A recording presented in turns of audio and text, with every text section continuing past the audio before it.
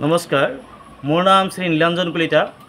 মই নগৰবেৰা থানাৰ পিজুপাৰা গাঁৱৰ বাসিন্দা। মই গৌপালনে কিছু পৰিমাণে স্বাৱলম্বী হৈছোঁ যে মোৰ বৰ্তমান সৰু ডাঙৰ মিলি 9জনী গৰু আছে আৰু গাখীৰ প্ৰায় 40 লিটাৰ মোৰ ডেইলি প্ৰডাকশ্যন হয়।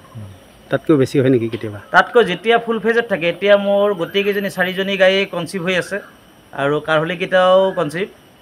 গতিকে সেইকাৰণে মোৰ গাখীৰৰ পৰিমাণটো বৰ্তমান কমিছে, এতিয়া 40 লিটাৰ হৈ আছে, কিন্তু এনাই জেনেৰেলি 45 পৰা 50 লিটাৰ গাখীৰ থাকেই।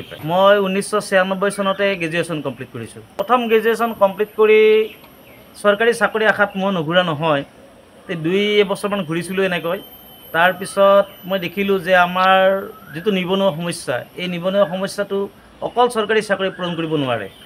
আৰু তেতিয়াই মই মনলৈ আহিল যদি মই এনেকুৱা কিবা এটা কৰোঁ যে আমাৰ গ্ৰাম্য অঞ্চলত আমি কৃষিৰ ওপৰতে বেছিভাগ নিৰ্ভৰশীল, আৰু সেই হেতুকে মোৰ এই কনচেপ্টটো আহিল। আৰু পুৰণি কালৰ পৰা আমাৰ ঘৰত লোকেল গৰু কিছু আছিল যে মই ইয়াক যদি অলপ উন্নত পদ্ধতিৰে পালন কৰিব পাৰোঁ, আৰু তেতিয়াই মই এই চাহিয়াল, হলষ্টাইন ফ্ৰিজান এনেকুৱা ধৰণৰ উন্নত জাতৰ গৰুবিলাক আনিলোঁ আৰু তাৰ পৰাই মই এই ব্যৱসায়ত সোমাই পৰিলোঁ। খাদ্যৰ চিকিৎসাৰ ক্ষেত্ৰত মই ডক্টৰ পংকজ মেধিৰ নাম ল'ব লাগিব।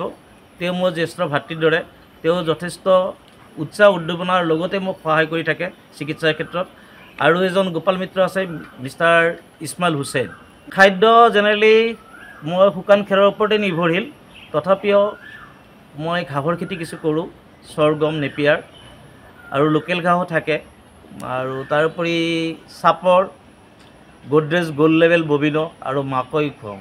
মই এইটোৱেই আমাৰ অসমৰ নিবনুৱা যুৱক যুৱতীলৈ আহ্বান কৰোঁ যে তেওঁলোকে ঘৰতে এনেই বহি নাথাকি এনেধৰণৰ কাম কৰক, কাৰণ মই অকল এইটো ব্যৱসায় কৰিছোঁ এইটো নহয় যে অন্য কাম কৰিও এই ব্যৱসায়টো কৰিব পাৰি। আৰু মই 2000 চনৰ পৰাই নগৰবেৰা শংকৰদেৱ শিশু নিকেতন আচাৰ্য হিচাপে পালন কৰি আহিছোঁ, আৰু বৰ্তমান মই উপপ্ৰধান আচাৰ্যৰ দায়িত্বত আছোঁ।